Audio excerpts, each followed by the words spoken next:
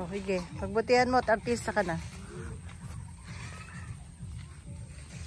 Ayan, pakipulot mo yung mga nakalagay sa meda mo, ano.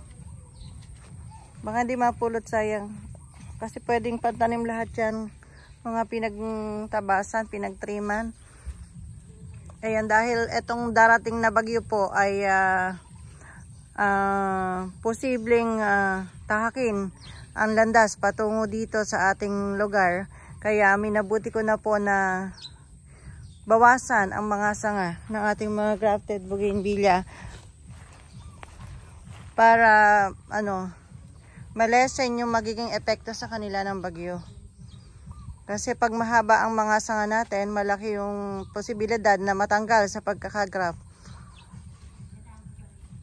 Kaya kung ganitong i-heavy prune po natin, ayan, medyo matibay po siya.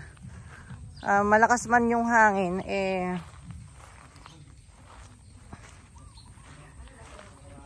mas maliit yung chance na masira siya pagka ganyang mahihikli yung mga sanga.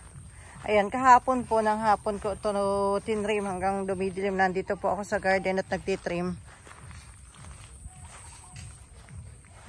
Yan, marami po yan, pati itong malago dito na Hatro Mandawi at Glossy Brisa ay tinanggalan ko na ng mga sanga. Pero okay lang kasi sandali lang yan, makaka-recover ulit yan. Makakalago ulit yan, sandali lang yan. Ayan, daming mga sanga. Yan naman po ay aming itatanim. Yan po yung aming binebenta. Pag napatubo namin, yan yung magiging small size rooted bougainvillea namin. Ayan, yung mga pinagtriman sa grafted, yun po yung tinatanim. Yan, pati ito medyo binawasan ko rin to. Tapos eto na ayan, naka-reserve na to meron ng may-ari. Binawasan ko ng mga sanga, ma'am, kasi delikado nga sa pag masyadong malakas yung hangin. Pero mas okay siya kasi lumitaw yung pinakapuno niya nang maalis yung ibang mga sanga. Ayan, pero malago pa rin naman. Hindi nabawasan yung ganda niya, mas gumanda pa. Dito ang daming natanggal na sanga, oh. Ayan, mga may bulaklak. Ang daming natanggal na sanga. Kasi super na to malago Ayan. Super malago na to Binawasan ko. Pero kita nyo naman, mabulaklak pa rin. Maganda pa rin naman. Minsan nga mas maganda yung ganyang natitrim kasi nagiging neat tingnan. Para bang yung tao bagong gupit. Ganun. Magandang tingnan.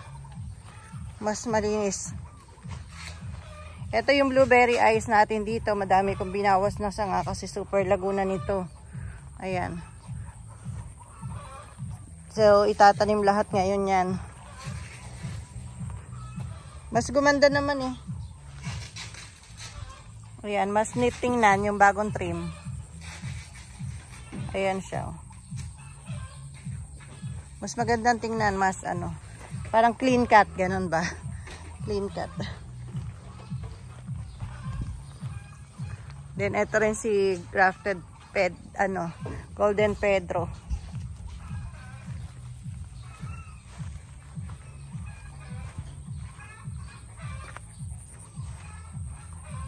Ayan, dito rin. Hanggang dumidilim kagabi nandito ako nagtitrim.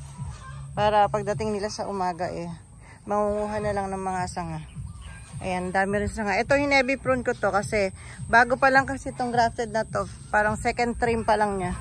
Kaya hinebe prune ko muna. Tsaka wala pa naman siyang flower. Ito naman, parang bonsai yung niya. Yung RS niya maganda, malaki. Pero hindi kita yung RS niya kasi super lago yung mga sanga. Kaya ayan, malaki yung binawas ko sa kanya. Lumitaw tuloy yung pinakapuno niya. Ganda ng puno niya, malaki. Hanggang dito, ang dami kong pinagtabasan, dami nilang pupulutin. Kasi hanggang dumidilim nga ay nagtatabas ako dito. Nagtitrim ako dito. Ayan. Hindi pa po ako yari sa gawi-gawi doon. Siguro mamaya uling paglamig. Sabi naman po sa balita ay bukas pa darating or magla-landfall yung bagyo.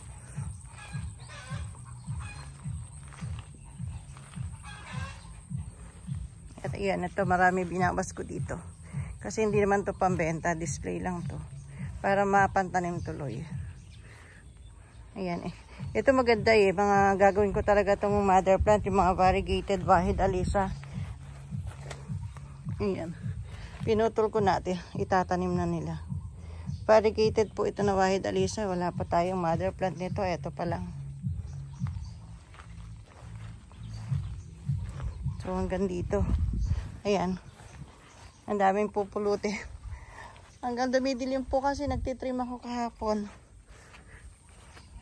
Ayan hanggang dyan. Marami-rami yan.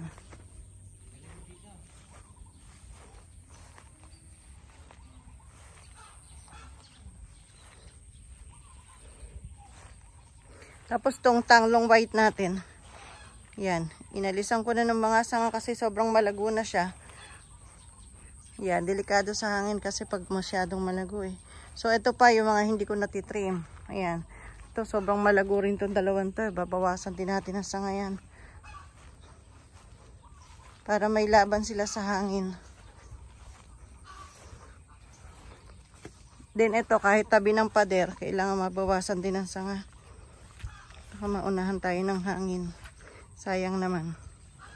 Yan, di tayo nakakapagpa-grass cutter pa. Medyo mahaba na mga damo. So ayan, mahirap din po yung maraming alaga kasi pagdating ng ganyang magkakaroon ng bagyo, kailangan mo silang itrim. Lalo na to, tingnan nyo, chili ice cream. Ang gaganda nila. Tapos ko ititrim mo, sayang. Siguro ito hindi ko na ititrim kasi ano naman eh. Kabubulaklak lang ito eh. Bahala na siya. Ayan. Bahala na kung masira. Di naman siguro kasi mukhang ano na may sanga niya eh, matibay. Yan, dami pa tayong babawasin. Ako po. Ang dami pa. Ang dami pa tayong babawasan.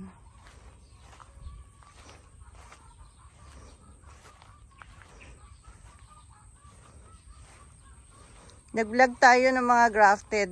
Nakaka-3 vlog na yata tayo. Tapos ngayon biglang nabawasan yung mga sanga. Pasensya na po kasi kailangan nating mag-ingat, maghanda para sa paparating na bagyo. Mas sigurado po kasi ganoon yung bagong trim.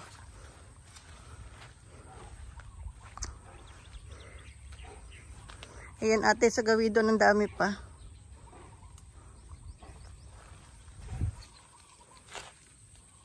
Ito pa pala. Ngayon pa lang namumulaklak to eh.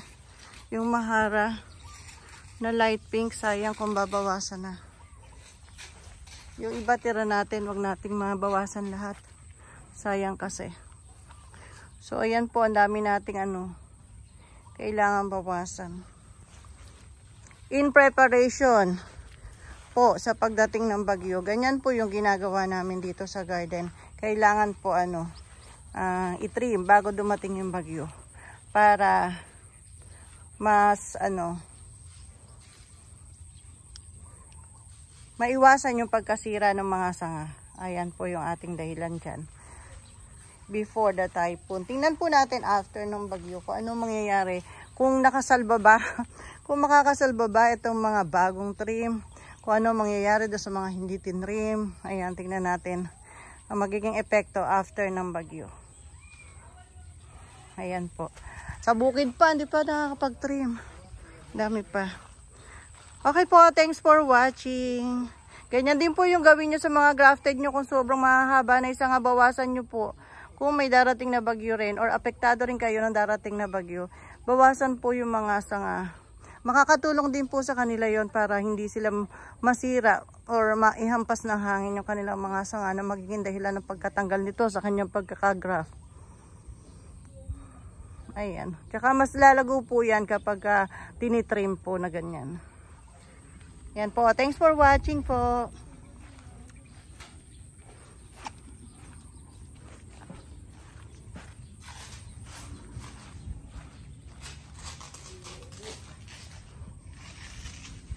Ito pa palang mataas na to. Lagunang sanga. Tsaka ito pong matataas na to dito. Hindi ko pa natitrim.